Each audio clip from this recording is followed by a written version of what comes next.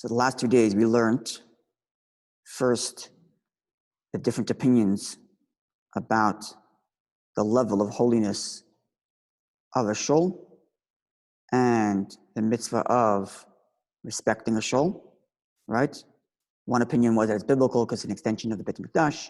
The other opinion is that it's only rabbinic holiness because it's dedicated for something holy. And the third opinion is that we treat it like an object that you are doing a mitzvah with, like a lulav.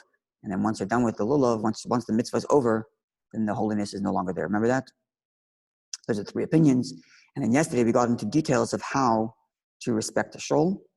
We talked about no eating, no drinking, not using it as a shortcut, not doing it, using it for your own purposes. If you need to go in, you should sit down and say a few words of Torah. We talked about that a little bit. And we also talked about the idea of a condition. That it all comes down to when shuls are bought and the people who gave the money, what kind of condition they made about it, right? And we talked about that also. Whether they dedicated it just to be a shul, or they could have dedicated it to be a shul and a social hall, that changes the rules as well, right? Yes? Okay. Now we're going to learn about the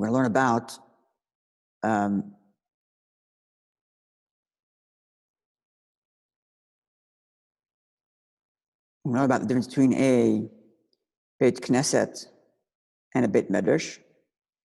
And then we're going to get into who's responsible to pay for it. Okay, so we are on, it's the, I think it's the 4th page. Second to last page, basically. Yeah, second to last page. And you'll see it there, the big bold like picture of the text. Okay, so this text comes from the Rabbi, which is the author of the Tanya we were learning before. And this is his Laws of Torah Study, chapter 4. He says, Bris Krusa, we have a covenant, we have a promise. Shekol hayigav talmudai, anyone who puts effort in his learning, the Beis HaKnesses, in a shul, as opposed to his house. We are promised that it's not going to be lost, not going to be forgotten easily, because you decided to learn it in a holy place, and that helps your memory.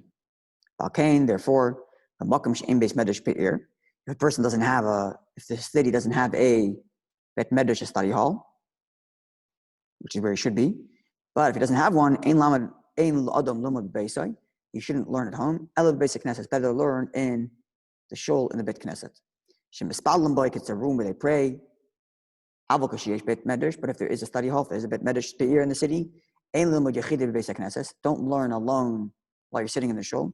Learn in the Bet Medrash with other people.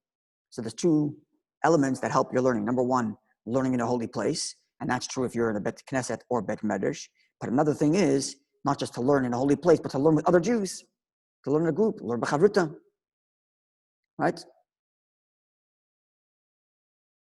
Shenemar, as the pasuk says, cherev al habadim. It's a sword on people who are like alone, and it makes them foolish. So it explains, cherev al sarneim shel Yisrael. It's like a sword on the Jewish people, sheyoshvim bad bevad, that sit individually and alone, ba'iskim b'Torah, and learn Torah instead of learning together. A Jew, like we said, remember we learned before, that Torah is not about being selfish, but about connecting to Hashem. So if Torah is about being selfish, then I want to learn alone because I'm competing with everybody else, right? I want to get better. And that is like a sword. Remember we said that a person who learns Torah for arrogance, it becomes like a potion of death because it disconnects him from Hashem. How do you know if you're connecting to Hashem or not? If you're connecting to other Jews. If you start studying Torah and you're studying Torah makes you feel better than other Jews, makes you feel arrogant, then you're not connecting to Hashem, you're becoming more egotistical. So therefore the true way of learning is not yourself, but rather with other Jews. And then you're happy when somebody else is successful in Torah learning, as opposed to feeling jealous. So that's the problem. If a person feels jealous, then it's coming from arrogance. Why are you jealous? You should be happy for him. I want to learn that, but not that I'm upset that he's getting higher levels. I just wish I can also get to higher levels, right? But to feel like I'm upset somebody else is getting to higher levels because I want to be higher, that's just arrogance, right? So therefore, a person should learn together with other people. Yeah, what do you say?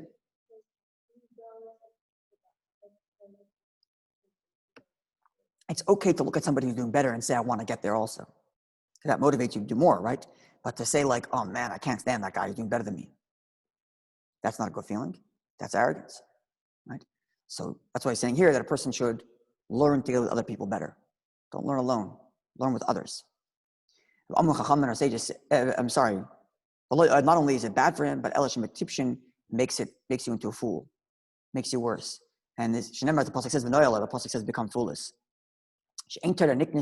Torah is only acquired, only when a person learns with a group, with other people. It's true, just generally speaking. When you learn yourself, you could be learning completely wrong. When you learn with somebody else, the other person corrects you, you correct them, right? There's a discussion. It's an interesting thing. When you go to I've had this experience where people who come from universities, and they come the first time to a Bet Medrash, they're freaking out.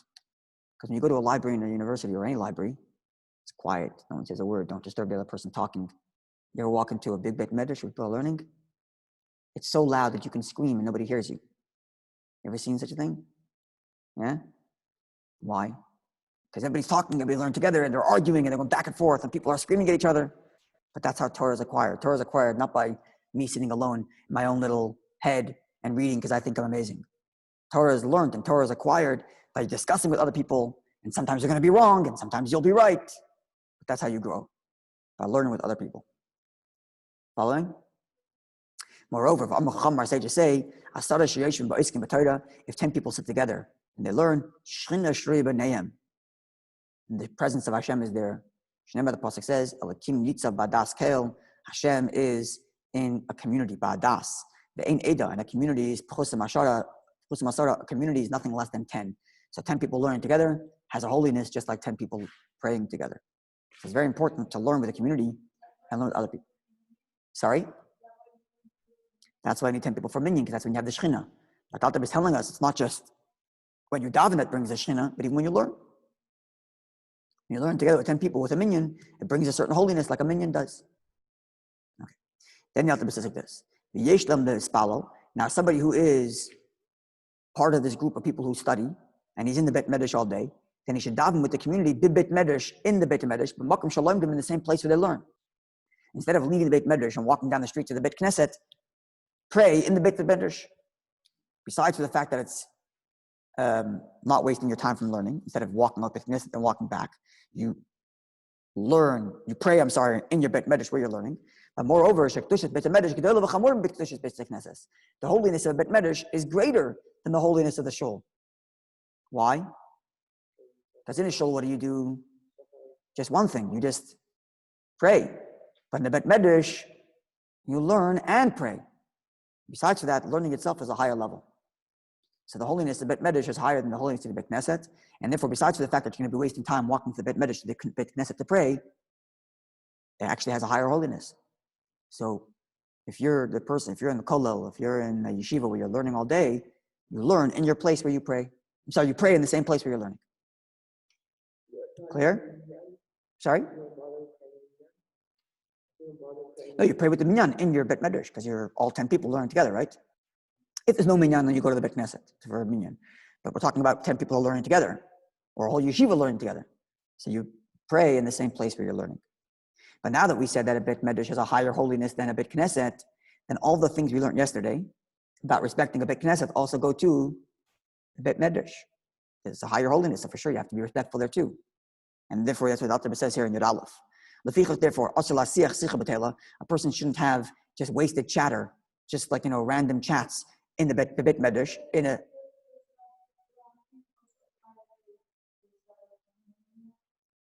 the same rules apply to Bet Knesset. Talking about if they decide to sell it, yeah, the same rules apply to Bet Medrash and Bet Knesset, to a Shul or to a Zal. But over here it's talking about while it's still a Bet Medrash, while it's still functioning, it has a higher holiness than a basic Knesset, than a Shul, and therefore all the halachas that we said about Shul apply here also, and therefore a person shouldn't just have random chatter. Just like it's forbidden to do that in a Shul. Even someone who sneezes in a Bet Medrash, you don't say in Yiddish zu gesund or in Hebrew la briut, because you don't just speak words in a Bet Medrash. It's a holy place. Even when you're not learning, because it's a holy place, you don't just say random words in a holy place. You reserve it for holy words only. And of course, this is true when he's actually learning, because now he's actually wasting time from learning, besides for disrespecting the bit medrash. 1 second. And his punishment is very great. He gets fed. There's someone he gets fed coals. It's very not good punishment that comes after a person passes away for wasting time from Torah learning. What are we going to ask?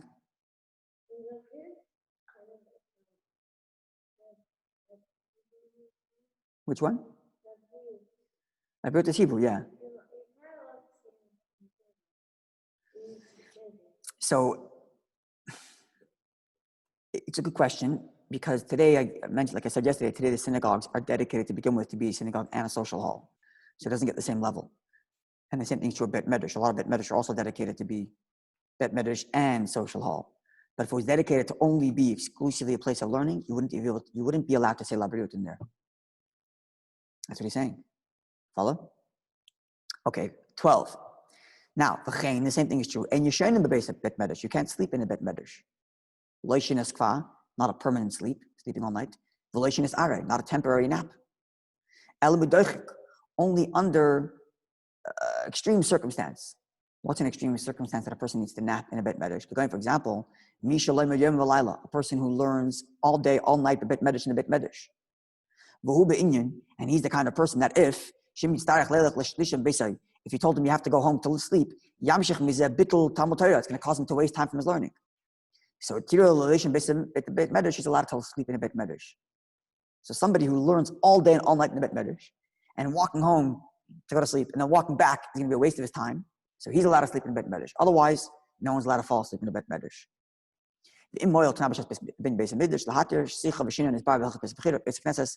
Now, the issue of making a condition, like I said before, for a Bet Medrash, that's discussed in the laws of Bet Knesset, which we learned yesterday. Okay, now we get to who pays for a synagogue and who pays for the Bet Medrash. Ready? Yud Gimel, bottom of the second to last page. The Koifin B'nei Ha'ir says, people who live in the city can compel one another. They can force one another. Afilu Yochid Esarabim. Even one person can force the rest of the people in the community to donate money, Tanakh, to buy a Tanakh, Torah, Nevi'im, Ksuvim, to buy books, to put in the Bet Medrash, so that it's available for anybody in the community who wants to learn. In other words, the community is allowed to get together and fundraise and compel other people in the community to make a library. And the first thing in a library is to get a Torah, Nevi'im, and Ksuvim. B'yameim in their days, in the times of before the Mishnah, where they didn't write down any of the Torah Shabbat Peh, right? Torah Shabbat Peh is written down where? Where's the oral law written down? In the Mishnah and the Gemara. Sorry? In the Mishnah and the Gemara. So back in the old day, where the only books they had was Torah, Nevi'im, Ksuvim, so that's all they had to pay for to make this library. Just Torah for people to learn and Nevi'im and Ksuvim. But Ba'achshav nowadays, where the Torah Shabbat Peh, the oral law is also written down in the Mishnah and the Gemara. You can compel, force people in the community to donate money, to be able to buy kula, to be able to buy all of Torah Shabbat Peh, to build a library. Shem Sifrei Talmud, these are the books of the Talmud, of the Gemara, Ba'Poskim, and all the other books of the Shulchan Aruch and the Rambam and the Rosh and the Torah and everything else. Midrash Agadis, and other books of Midrash, not just Halacha. So that adults and children can learn. So here you see the halacha that a city, a community must get together to build a Bet Medrash, and not just build a Bet Medrash, to fill it up with books, to build a library for everybody to be able to use. It's a community necessity. Isn't that cool? In other words, there are laws about communities, right?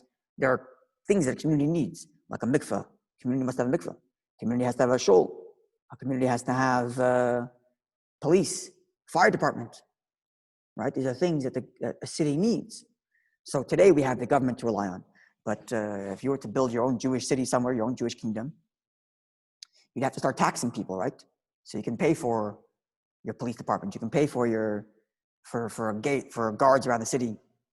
So there's a halachas about that. Halachas about what the Jewish government is allowed to tax their people to pay for. And one of the things we're learning here now is, what's one of the things you can tax people for? What does it mean to force someone to pay? means to make a tax. So what's one of the things that you can tax the community to pay for?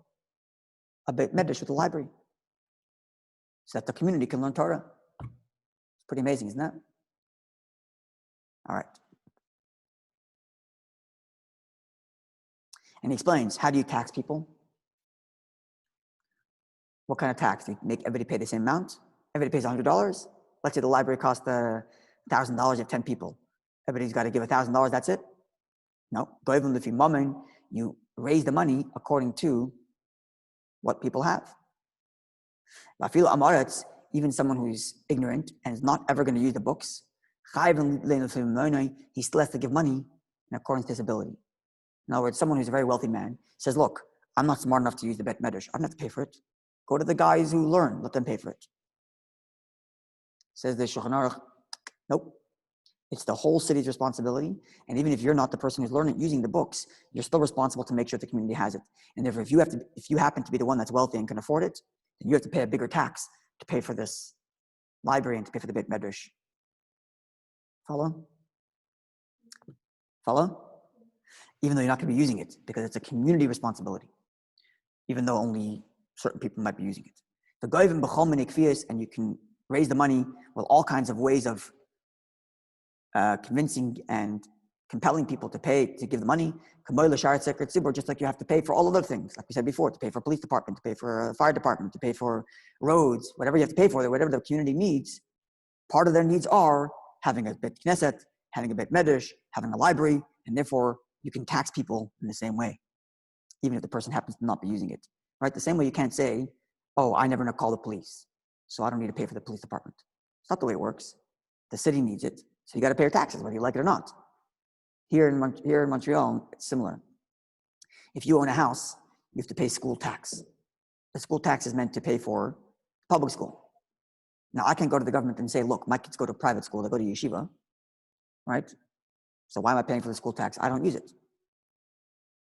The government says, too bad. In order for a healthy society to function, we need to have an education system. Because we don't, we're going to have a terrible society, right? Well, a terrible city if we don't have any schools for kids. So the fact that you happen to not be using it doesn't change the fact that the city needs it. And because the city needs it, you got to pay the school tax. Right? So same thing here. Even if you happen to not be the one using the beit medrash, and even if you happen to not be the one learning from those books, it's something that the community needs. And therefore, you got to pay that tax. And if you happen to have more money, your taxes go up. Following? It's interesting. Okay, final halacha.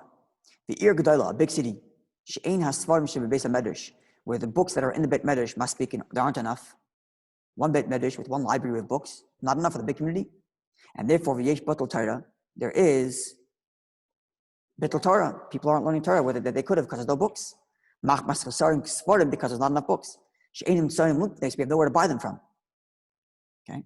Now, v'yesh yechidim, you have some individuals, she'esh them svarim haber, they have a personal library. So there's one library, one public library in town, and it's not big enough for the community. But then there's a few guys in the city who have their own personal libraries with tons of books, with tons of svarim, with tons of Torah books. What's the halacha?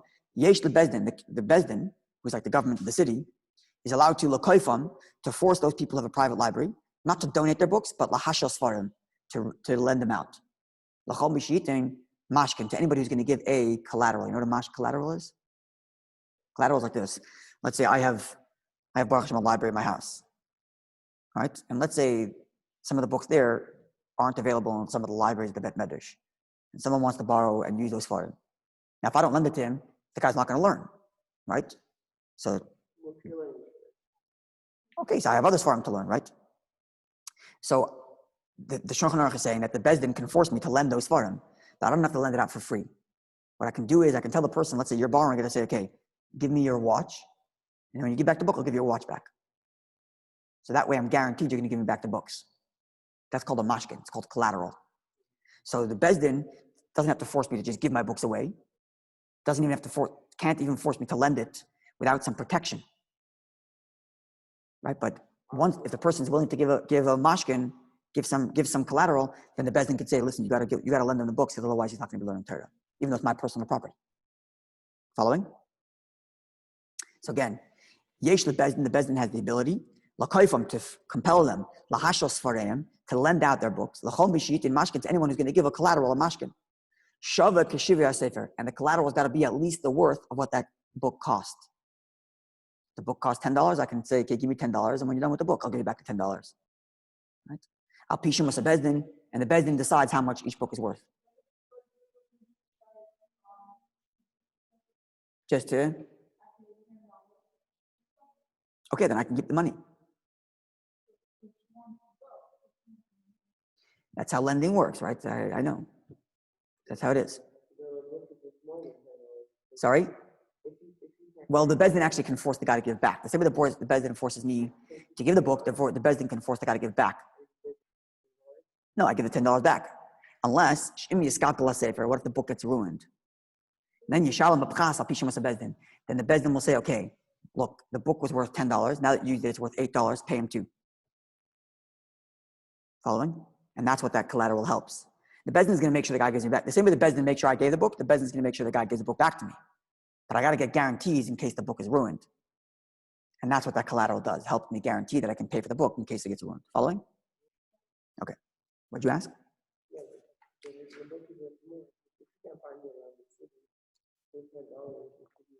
Right. So so the bezdin must decide what the book's worth. So the bezdin can say, look, this is a rare book. There's only 500 of them in the whole world. And in this city, you can't get one. This book is worth $200. They can decide that, right? That's what the bezdin's job is, to decide how much those books are worth. Okay. Now, look nice. The same thing is true even in the city where there's plenty of bookstores and you can buy them easily. But im ish anihu, if a person's poor, any other masek is look nice, and I can't afford to buy. Right? So if a regular person comes to me and says, I want to borrow your Gemara, I can tell them, look, can you afford to buy a Gemara? Yeah, go down the street. There's a bookstore. Buy your own Gemara. What happens if the person's poor? He can't afford that. So Mechuyev Asher, the wealthy person who could afford it, is responsible lahashaloi, to lend him al mashkin, but he has to give a collateral. And he can be forced to do that. Therefore, it's important for anyone who is God-fearing to buy lots of small little Gemaras to be able to lend it out to the poor people. So it's a kind of tzedakah. If I can afford it, besides for giving my tzedakah, it's a good thing to be able to have books that I can lend to people who can't afford it. Right? This is a modern version of this is people have funds to help people buy school supplies. People have funds to help people buy school supplies. Person has a big family. You got to buy 50, 60 books for all your kids. So there are people who help you out. And it's a charity. It's an important thing to do. Baruch Hashem, you'd ever heard of that. But it's a thing. There's nothing wrong with it. Right? There's all kinds of charities. There's charities to help people get married. A wedding costs a lot of money. Right? And if there's a family who has a hard time paying it, there's charities that will help. They'll lend you money. Nowadays, not so expensive because of Corona, yeah. But they could be very expensive in normal times. Every good Jewish community has funds for all this stuff. And that's what we're talking about here, having funds available that you can lend out books to people. It's an important thing for a community to function, to have all these kinds of things. Even someone who wants to buy a house, it's very expensive. So there are people that will lend you money, not for free necessarily, but they'll lend it. And then over time, you pay them back to help you buy a house, to help you pay for whatever it is you need to pay for. Right? That's how a good Jewish community works. And that's what he's talking about here.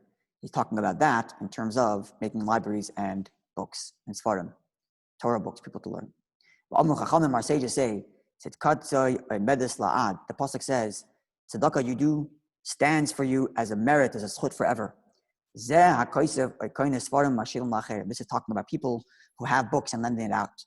So owning books, owning holy svarim, and lending them out, lending svarim to people who need them is a special form of tzedakah that stands with you, that zchut stands with you forever and ever. Okay, so this is the conclusion of our discussion on the Bet Knesset. Hope you enjoyed it. You get a kind of an idea of what a shul is, the importance, where it comes from, what it means. And B'ezrat Hashem, tomorrow, we're going to do a little bit about shofar.